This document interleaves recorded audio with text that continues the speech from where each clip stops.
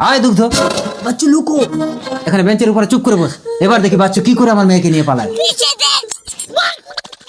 বাচ্চু, দুগ্ধ চলো পালাই। আমার বাড়ি গান আর আমার মেয়ের ধরে টান। দুগ্ধ, দুগ্ধ, ওই তো পালাচ্ছে।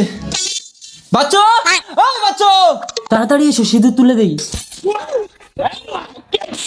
আপনি আমাকে মারলেন কেন? মারলেন কেন? তুই আমার মেয়ের মাথায় সেতুর দিলি কেন? কোথায় আপনার মেয়ে? একই রকম মেয়ে দেখলেই কি আপনার মেয়ে নাকি? দুগ্ধ, কে দুগ্ধ? আমি আপনাকে চিনি না।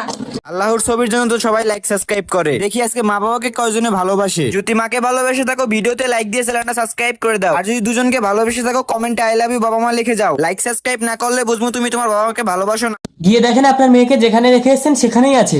চালাকি, চল আমার মেয়েকে সেখানে দেখাবি। আরে কি করছেন? কলার ছাড়ুন, সবাই দেখছি। ঠিক আছে, আমার মেয়েকে যদি পেয়ে যাই তুই আমাকে পুলিশে দিবি। চল। তুমি এখানে থাকো, আমি আসছি।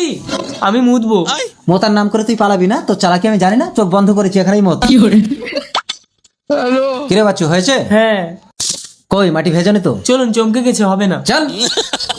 ওই তো আপনার মেয়ে।